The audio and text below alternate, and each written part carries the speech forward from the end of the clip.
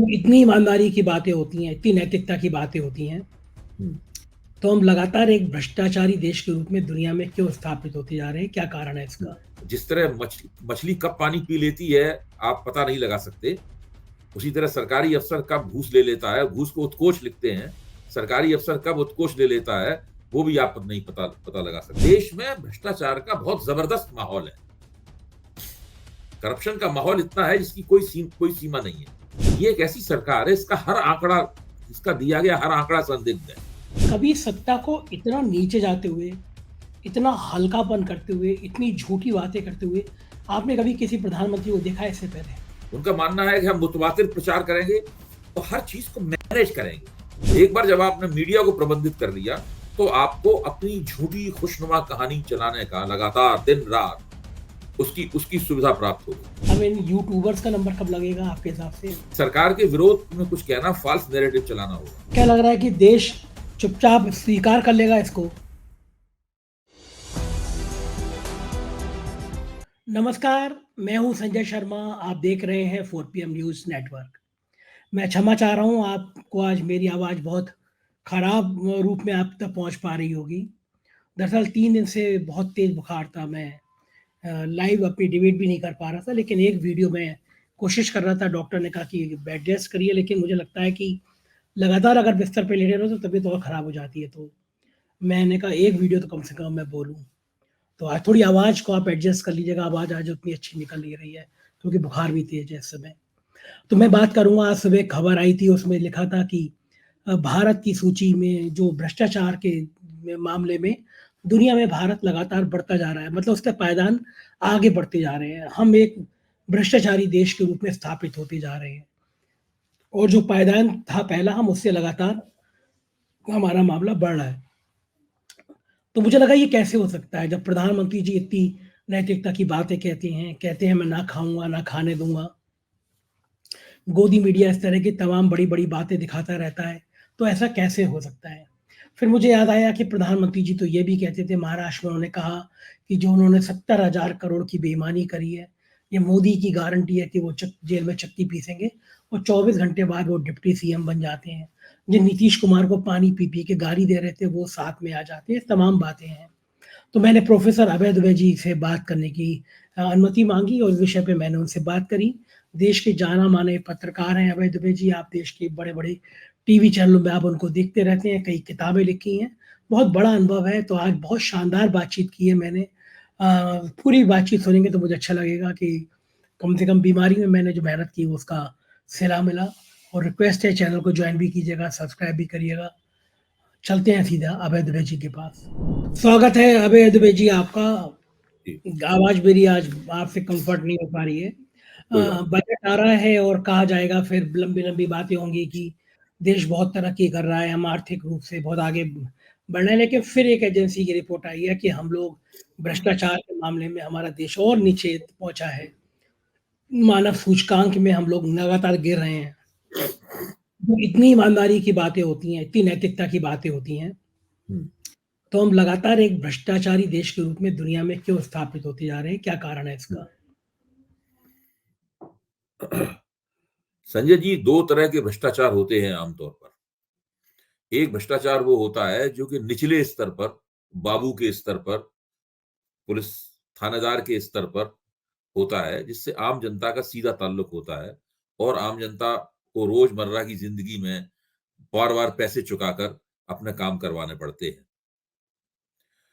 इस तरह के भ्रष्टाचार से लोग बहुत प्रभावित होते हैं, लेकिन वो चूंकि रोजमर्रा का होता है, छोटा मोटा होता है, इसलिए धीरे धीरे भ्रष्टाचार में रहते रहते लोगों की उससे आदत पड़ जाती है। उस भ्रष्टाचार को आमतौर पर हक कहा जाने लगता है कि भाई थानेदार का हक है, उसको इतना चुका दो। फलाने का हक है, बाबू का हक है, हेड क्लर्क का हक है, किसी अफसर का हक है, उसको उतना चुका दो। तो उसको लोग देना को इतना बुरा नहीं मानते और उस आधार पे अपना राजनीतिक मन नहीं बनाते। उस आधार पर तय नहीं करते उन्हें किसको समर्थन करना है, कौन सी सरकार ठीक है, खराब है। मान लेते हैं कि भाई सरकार में इतना भ्रष्टाचार तो चलेगा, क्योंकि आमतौर पर समझदारी यह है कि जीरो करप्शन सोसाइटी पॉसिबल नहीं है।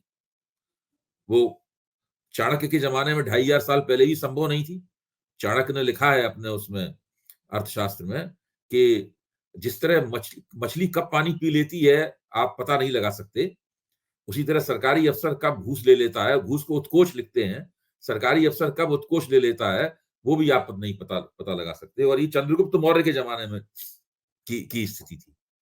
तो ये एक तो इस स्तर का भ्रष्टाचार है, तब भी था, आज भी है और आगे भी रहेगा, कितने भी बड़े धर्मात्मा की सरकार आ जाए। एक भ्रष्टाचार है जो ऊंचे स्तर का भ्रष्टाचार है, उसमें बड़े अफसर और बड़े नेता और सत्ताधारी लोग वो उसमें शामिल होते हैं, यहाँ तक कि कभी कभी विपक्ष के लोगों को भी उसमें शामिल कर दिया जाता है उस प्रक्रिया में, और बड़े स्तर के पूंजीपति शामिल होते हैं। इसमें करोड़ों अरबों रुपए के वारे नारे होते हैं। इनसे बड़े बड़े फार्म हाउसेस खरीदे जाते हैं, बड़ी बड़ी संपत्तियां खरीदी जाती हैं, विदेशों में संपत्तियां खरीदी जाती हैं और राजनीति की जाती है, चुनाव लड़ा जाता है। ये बड़े स्तर के भ्रष्टाचार, तो बड़े स्तर का भ्रष्टाचार वो लोगों को चौंकाता है, उससे राजनीति बनती है। तो मोदी जी की हमेशा कोशिश ये रहती है कि बड़े स्तर के किसी भ्रष्टाचार का भाजपा की तरफ से पर्दाफाश ना होने पाए। छोटे स्तर के भ्रष्टाचार की उनको कोई किसी भी किस्म की कोई चिंता नहीं है। वो जैसा पहले था वैसा लगातार जारी है। निचले स्तर पर जनता को भ्रष्टाचार से और मझोले स्तर पर भी जनता को भ्रष्टाचार से कोई राहत नहीं है। बड़े स्तर पर जो भ्रष्टाचार हो रहा है, उस मोदी जी की खूबी यह है कि उसको वो ढांके रहते हैं। जो किकबैक है, कमीशन है, जो क्रोनी कैपिटलिज्म है, वो भी भ्रष्टाचार का एक रूप है। वो बड़े स्तर पर ढाके रहते हैं। मुझे तो संजय जी हमेशा लगता है कि जिस चीज को इलेक्टोरल बॉन्ड कहा जाता है, वो एक तरह से भ्रष्टाचार को ढकने का एक तरीका है। आप इलेक्टोरल बॉन्ड, आपने एक कानून ऐसा बना दिया है कि इससे जो गलत काम था उस काम को सही का दर्जा दे दिया गया है उस कानून के बनाने से। और ये पूरी प्रक्रिया भारतीय जनता पार्टी कैसे चुनाव के लिए देश के बड़े बड़े पूंजीपतियों से पैसा जमा करे और उनका नाम भी सामने ना आने पाए, उनके नाम को भी गुप्त रखा जाए, ये इलेक्टोरल बॉन्ड के जरिए हो रहा है। तो कुल मिलाकर देश में भ्रष्टाचार का बहुत जबरदस्त माहौल है। करप्शन का माहौल इतना है जिसकी कोई सीमा नहीं है। इसीलिए जो अंतर्राष्ट्रीय एजेंसियां हैं वो इस माहौल को पकड़ लेती हैं। वो सरकार का जो रेटरिक है, यानी सरकार की जो लफाजी है ईमानदारी की, नैतिकता की, वो उसके फेर में नहीं फंसती। जैसे और जो गोदी मीडिया है, सरकारी मीडिया है, वो लगातार उन चीजों को उभार के सामने रखता रहता है, जो सरकार कहती है उसको सही मानता है, पहली बात। दूसरी बात यह है कि ये एक ऐसी सरकार है, इसका दिया गया हर आंकड़ा संदिग्ध है। जितने भी आंकड़े, जिस जीडीपी के आंकड़े हैं, तो जीडीपी का तमाम अर्थशास्त्रियों का मानना है कि अगर ये सरकार कहती है कि हमारा 6% जीडीपी आ रहा है, तो बिना के दिमाग खपाए हुए 2% तो उसमें से आप अपने आप कम कर दीजिए। सरकार द्वारा बताए गए जीडीपी के आंकड़े में से हमें 2% कम करने के बाद उसके ऊपर विचार करना शुरू करना चाहिए। उसके बाद में जो जीडीपी भी है वो केवल संगठित क्षेत्र का जो उत्पादन और आमदनी है उसके जीडीपी के वो उसका जीडीपी है, जबकि देश की 90% से ज्यादा आर्थिक गतिविधियां जो होती हैं वो असंगठित क्षेत्र में होती हैं। देश के 94% लोग जो है असंगठित क्षेत्र के अंदर उनको रोजगार मिला हुआ है। और मोदी जी ने असंगठित क्षेत्र के ऊपर 2 जबरदस्त सर्जिकल स्ट्राइक्स की हैं। पहली सर्जिकल स्ट्राइक मोदी जी ने नोटबंदी के तौर पर संगठित क्षेत्र में की थी। दूसरी सर्जिकल स्ट्राइक जीएसटी के रूप में की गई है। इससे पूरे असंगठित क्षेत्र का कबाड़ा हो गया है। कोरोना की आफत आई, उसका भी सबसे ज्यादा असर असंगठित क्षेत्र के ऊपर पड़ा। और असंगठित क्षेत्र के आंकड़े जमा ही नहीं किए जाते हैं, वो हमारे जीडीपी में रिफ्लेक्ट ही नहीं होते हैं। तो इस तरीके से जो भी सरकार कहती है कि हम इतने ट्रिलियन इकोनॉमी कर रहे हैं, उतने ट्रिलियन इकोनॉमी बन रहे हैं, अब तो ये कहा जाने लगा है कि अब 7 ट्रिलियन, पहले कहा जा रहा था कि 3 ट्रिलियन की इकोनॉमी अभी हमारी है, 5 ट्रिलियन की हम बना लेंगे। अब कहा, अभी कल के अखबार में खबर थी नहीं, हम 7 ट्रिलियन की बनाएंगे। झूठ बोलना लगातार, गलत सलत आंकड़े देना, फर्जी बातें करना और मीडिया द्वारा उसी झूठ को बार बार दोहराया जाना, और बार बार दोहराकर जो गोइबल्स की मशहूर उक्ति है कि एक झूठ को अगर आप 100 बार बोलोगे तो वो लोगों को सच लगने लगता है। और देखिए, बुरा सिक्का जो है वो छोटे सिक्के को चलन से बाहर कर देता है, ये एक पुरानी कहावत है। एक घटिया किस्म का सिंगर है, मान लीजिए, उस सिंगर को लगातार अगर सोशल मीडिया पे लेकर और दूसरे मीडिया पे लगातार बजाया जाए तो लोग उसी से गाना गुनगुनाने लगेंगे। लोग मोहम्मद रफी और किशोर कुमार के गाना भूल जाएंगे। अभी देखिए, राम मंदिर के ऊपर मोदी जी ने किस एक नौटियाल नाम के एक सिंगर हैं, उनका गाना उन्होंने ट्वीट कर दिया। उसके बाद में उनके दनादन इंटरव्यू शुरू हो गए, जबकि सब लोग मानते हैं कि वो बेसुरे हैं और उनका कोई खास वो नहीं है। लेकिन अब उन्हीं का भजन राम मंदिर के सभा वहां पे लगातार गाया जा रहा था, तो उसको गाते-गाते बहुत से लोग उसी को गुनगुनाने लगे। तो एक इस तरीके का माहौल बना के घटिया चीजें, गलत चीजें, झूठी चीजें वो जनता के ऊपर ठोकी जा रही हैं। वैसे अभय जी, आपने तो देश की राजनीति बहुत करीब से देखी है। पिछले 30-40 सालों की बात कर रहा हूँ मैं। कभी सत्ता को इतना नीचे जाते हुए, इतना हल्कापन करते हुए, इतनी झूठी बातें करते हुए, आपने कभी किसी प्रधानमंत्री को देखा है इससे पहले? नहीं, कभी भी नहीं। देखिए, कभी भी नहीं। वो प्रधानमंत्री जो कि जिनके पास पूर्ण बहुमत नहीं हुआ करता था, अपेक्षाकृत जो प्रधानमंत्री कमज़ोर माने जाते थे और जिनके ऊपर ये कहा गया कि उन्होंने निर्णय नहीं लिए, वो प्रधानमंत्री भी कम से कम एक तरह का स्तर कायम रखते थे, जो कम समय के लिए प्रधानमंत्री रहे। ये जो मौजूदा निज़ाम है, इस मौजूदा निज़ाम के जो नेता हैं आदरणीय नरेंद्र मोदी, उनकी वो हमेशा लगातार प्रचार में विश्वास करते हैं और प्रबंधन में विश्वास करते हैं। 2 तरह के प्रा हैं, अंग्रेजी का एक शब्द नहीं है प्रा, जिसमें आधा पा और रा होता है। तो प्रचार और प्रबंधन, तो 2 तरह के प्रा हैं इनके। इन 2 तरह के प्रा के ज़रिए वो सारा काम करना चाहते हैं। उनका मानना है कि हम मुतवातिर प्रचार करेंगे और हर चीज़ को मैनेज करेंगे। और मैनेजमेंट की कला में वो माहिर भी हैं। तो इस तरीके से लगातार वो अपने आप को करेंसी में रखते हैं, अपने आप को चलन में रखते हैं। जो दिक्कत आती है उसको प्रबंधित करते हैं। मीडिया को उन्होंने प्रबंधित कर लिया। उनका तजुर्बा था जब वो गुजरात के मुख्यमंत्री थे, तो जो मुसलमान विरोधी नरसंहार हुआ गुजरात में, तो उस वक़्त मीडिया ने इनकी कड़ी आलोचना की। नरेंद्र मोदी ने वहाँ से सबक सीखा कि सत्ता में रहने पर मीडिया को प्रबंधित करना ज़रूरी है। इसीलिए जब वो देश के प्रधानमंत्री बने, तो उन्होंने पहला कदम ये उठाया कि हमें मीडिया को प्रबंधित करना है और मीडिया को उन्होंने मीडिया मालिकों के ज़रिए प्रबंधित किया। जहां मालिकों के जरिए प्रबंधित नहीं कर पाए, वहां दाब-धौंस के जरिए प्रबंधित किया। ऐसे बहुत से पत्रकार हैं जो मजबूरी में बाद में यूट्यूबर बने, क्योंकि उनको सरकार की तरफ से मालिकों को फ़ोन किए गए, उस चक्कर में उनको नौकरी से निकाल दिया गया। हम लोग उनके सबके नाम जानते हैं। तो एक बार जब आपने मीडिया को प्रबंधित कर लिया, तो आपको अपनी झूठी खुशनुमा कहानी चलाने का लगातार दिन-रात उसकी उसकी सुविधा प्राप्त हो गई।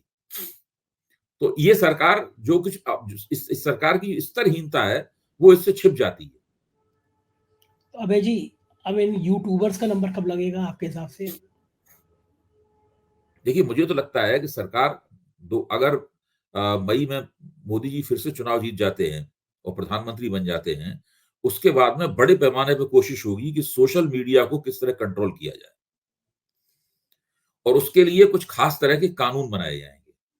और एक कानून जिसका मुझे अभी एक तरह से मुझे अंदाज लग रहा है, वो ये है कि वो एक ऐसा कानून बनाएँगे, जिसमें किसी भी बात को कहा जाएगा कि ये फ़ॉल्स नैरेटिव है। ये एक झूठी कहानी सुनाई जा रही है, फ़ॉल्स नैरेटिव बनाया जा रहा है। ये हमें इससे अंदाज़ा लगा है कि जब न्यूज़ क्लिक के ऊपर सरकार का हमला हुआ और हमारे मित्र उर्मिलेश को और दूसरे कई पत्रकारों को पुलिस ने बैठा लिया अपने पास और बाद में छोड़ दिया उनको। 2 लोगों को गिरफ्तार भी किया। तो उस वक़्त उनके ऊपर आरोप क्या लगाया गया? उनके ऊपर आरोप ये लगाया गया कि आप फ़ॉल्स नैरेटिव चला रहे हैं। यानी सरकार के विरोध में कुछ कहना फ़ॉल्स नैरेटिव चलाना होगा। तो शाहीन मेरे बाग ख्याल से इस तरह शाहीन का बाग जी, किसान आंदोलन, हाँ, जी, ये आप कुछ कह रहे थे? शाहीन बाग किसान आंदोलन, इन सबको हाँ, कहा हाँ। गया ये। हाँ, जब आप इनका समर्थन करेंगे तो आप फ़ॉल्स नैरेटिव चला रहे हैं। आप सरकारी आंकड़ों की आलोचना करेंगे तो आपको कहा जाएगा जैसे अभी जो मैं आपसे बातचीत कर रहा हूँ, उसमें हमारे आपके ऊपर इल्ज़ाम लगाया जा सकता है कि हम लोग फ़ॉल्स नैरेटिव चला रहे हैं। तो फिर सरकार का मन होगा उसी वक़्त किसी भी मीडिया प्लेटफ़ॉर्म के ऊपर, सोशल मीडिया प्लेटफ़ॉर्म के ऊपर इस तरह का आरोप लगा के उसके खिलाफ एफआईआर दर्ज की जा सकेगी, कि वो फ़ॉल्स नैरेटिव चला रहा है और उसको फिर हैरेस किया जा सकेगा और फिर इससे उसका हतोत्साहन होगा, उसका मनोबल टूटेगा। वो डर जाएगा और जो लोग नहीं मानेंगे उनको जेल भी भेजा जाएगा। केवल यही प्रक्रिया होगी क्योंकि इंटरनेट एक ऐसी चीज़ है उसको आप सरकार के ज़रिए कंट्रोल नहीं कर सकते। आप कितनी साइट्स ब्लॉक करेंगे? अंतर्राष्ट्रीय स्तर पे आपकी बहुत आलोचना होती है, बहुत तरह की समस्या पैदा होती है। तो उसका सबसे अच्छा तरीका ये होगा कि जो कोई यूट्यूबर है उसके कुछ वक्तव्य पकड़ के और ये उसके आधार पर उनके खिलाफ एफआईआर दर्ज करना और फाल्स नैरेटिव चलाने के आरोप में उसकी गिरफ्तारी करना। अच्छा, क्या लग रहा है कि देश चुपचाप स्वीकार कर लेगा इसको? अगर ये ऐसा काम करेंगे तो देश में कोई विरोध देखिए, प्रदर्शन? सब कुछ इस बात पर निर्भर करता है कि विपक्ष कैसा है। जो हम लोग जो यूट्यूब पे अपनी बात कहते हैं या किसी टीवी चैनल पे जाके बात कहते हैं अपनी, हम लोग जन आंदोलन नहीं कर सकते। हमारे पास पॉलिटिकल पार्टियां नहीं है, हमारे पास और ऐसे संगठन नहीं है जो जनता की गोलबंदी कर सकें, जो जुलूस निकाल सकें, धरना दे सकें। उसके लिए संगठनों की जरूरत है। किसान संगठनों ने धरने दिए, उन्होंने सड़कें रोक दी, दिल्ली की 3 तरफ से उन्होंने नाकेबंदी कर ली। ये कोई मीडिया प्लेटफॉर्म नहीं कर सकता था। ये इस बात पर निर्भर करता है कि हमारे यहाँ सिविल सोसाइटी के संगठन कितने सक्रिय हैं, राजनीतिक संगठन कितने सक्रिय हैं, वो कितने दूरंदेश हैं, उनके पास जनता को गोलबंद करने की कितनी क्षमता है, वो किस तरह इन समस्याओं का जिनका सीधा ऐसे मान लीजिए यूट्यूबर्स को गिरफ्तार किया जाता है, तो आम पब्लिक इससे क्यों प्रभावित होगी? बहुत से लोग से नहीं प्रभावित होंगे। तो वो उन लोगों को भी ये बात समझाई जा सके कि यूट्यूबर की गिरफ्तारी दरअसल एक ऐसी घटना है जिसकी आफत एक दिन आपके पास भी आ सकती है। अगर अभिव्यक्ति की आजादी जाएगी, एक बहुत सेकंड वर्ल्ड वॉर के बाद एक बहुत ही मशहूर कविता लिखी गई थी। उस कविता का मैं एक आशय सुना देता हूँ आपको। वो कुछ इस तरह की थी कि जब मेरे पड़ोस में किसी को गिरफ्तार करने के लिए आए तो मैंने कहा कि नहीं, मुझे इससे क्या मतलब है? मुझे तो गिरफ्तार करने नहीं आए हैं। उसके बाद अब पिछले वाले मोहल्ले में जो गिरफ्तारी करने आए तो मैंने कहा नहीं, मुझे इससे कोई मतलब नहीं। जब मेरे टीचर को गिरफ्तार करने आए तो मैंने कहा मुझे इससे कोई मतलब नहीं।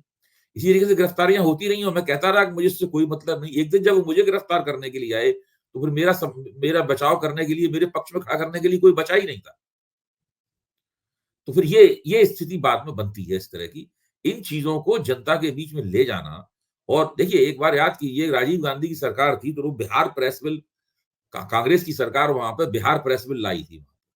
तो लोगों ने, किसान आंदोलनों ने सड़कों पर उतरे और उन्होंने मध्य वर्ग को अपने साथ जोड़ा। उसके बाद पत्रकार लोग उसके नेतृत्व में आए, लाठी चली, पत्रकारों के सिर फूटे, लेकिन सरकार को वो प्रेस बिल वापस लाना पड़ा।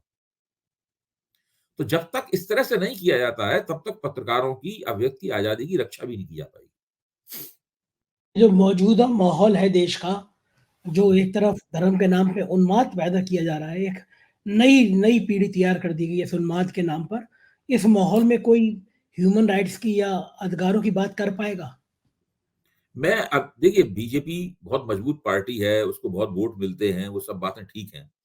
लेकिन अभी भी मैं मानता हूं कि समाज कट्टरपंथी नहीं है, समाज जो है वो उन्मादी नहीं है।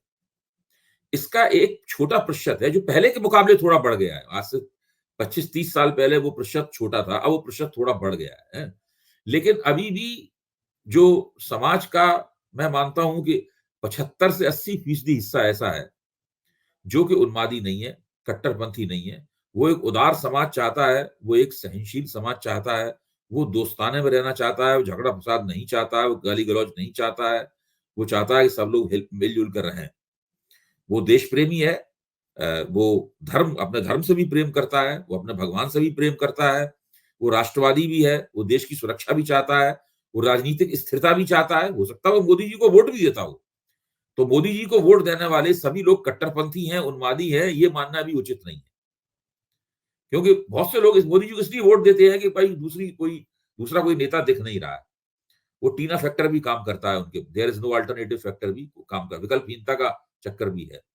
वो भाजपा एक बहुत बड़ी पार्टी है, वही देश को एकमात्र राजनीतिक स्थिरता दे सकती है। इस प्रकार का आग्रह भी बनता है, इसके लिए भी बहुत से लोग मोदी जी को वोट, मेरे ख्याल ज्यादातर लोग इसीलिए मोदी जी को वोट देते हैं।